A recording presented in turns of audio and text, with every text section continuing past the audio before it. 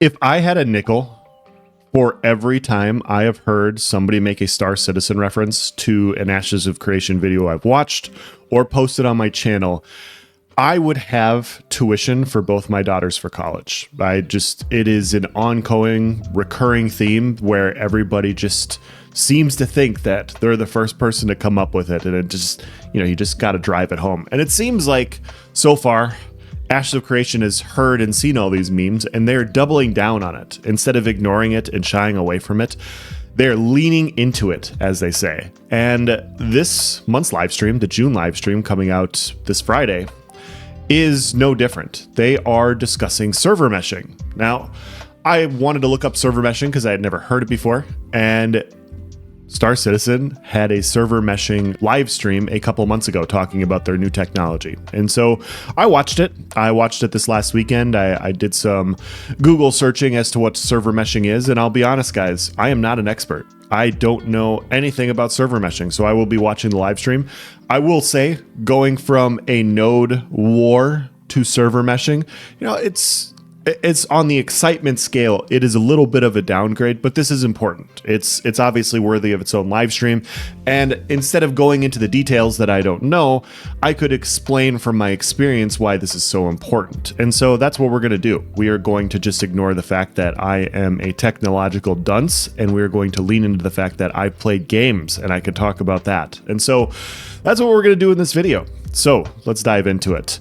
Now, for me personally, I'm not going to understand specifically how server meshing works. Like I said, I watched the live stream. I did some Google searching. Long story short, how it's supposed to function is when there is a compressed group of people in an area due to an event, due to whatever is going on, oftentimes in a game, you will have performance issues in that area. What server meshing attempts to accomplish is when that happens in the game, a separate server kicks up for that specific area to where it alleviates a lot of the stress on the server as a whole. Now, we've experienced this a lot in games like The Elder Scrolls Online. If you've ever PvP'd in Cyrodiil and you knock down a door, you knock down a wall, and you're trying to rush through that door, oftentimes like those points are held by the defenders. They're doing a good job of holding that specific point. And when they hold that point, you have a condensing of people in a very tight area, and performance just goes to complete shit. And so when you're having one of the best fights you could possibly have, a 10-year-old server like ESO's is, the game came out in 2014, just doesn't cut it in those specific instances. Once you get through the door and once you kind of get past that, the performance improves, but those choke points happen quite a bit. Sometimes that often happens on that game as well with ball groups.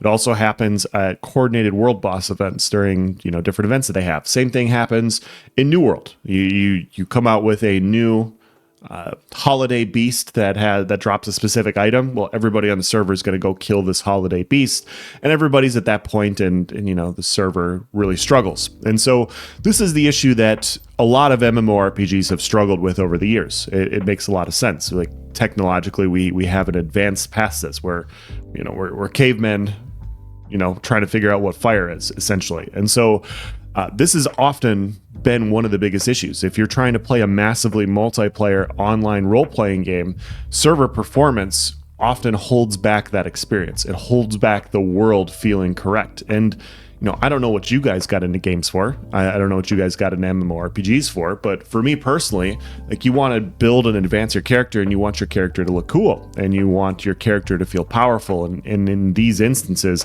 when you need your character to be and feel at its strongest, the game holds it back. The game just doesn't have it feeling right. And so I think this has often been the downfall of games over the years. This has often been the issue. And other games in the past have tried to solve it over the years. If you go back and you look at Arcade, for instance, and you watch some gameplay footage of that, they apparently try to solve it by having a massively online role-playing game where you play with 2 pixels. What the hell is even that? And so, there's less animations on screen, there's less things going on, you can zoom out a lot farther. You can engage in this massively multiplayer online role-playing game But the problem is now your cool character is so far zoomed out, you don't really know what the hell's going on. It looks like you're playing a top-down MOBA style game. And so I feel like in games like that, they sometimes miss the mark. I know I'm going to have some MMORPG enthusiasts get mad at me for this, but how are you going to have really cool costumes and really cool characters and your character's so far zoomed out in battles that you can't even see what you are? And like that, it solves the problem. I think games like that did a good job of solving the problem of server performance, but they lost the appeal of, power fantasy of playing specific characters. This is the ebb and flow of trying to solve this situation with MMORPGs. Like the average consumer of games isn't going to watch like a top-down MOBA style game and think, man, this is the height of immersion.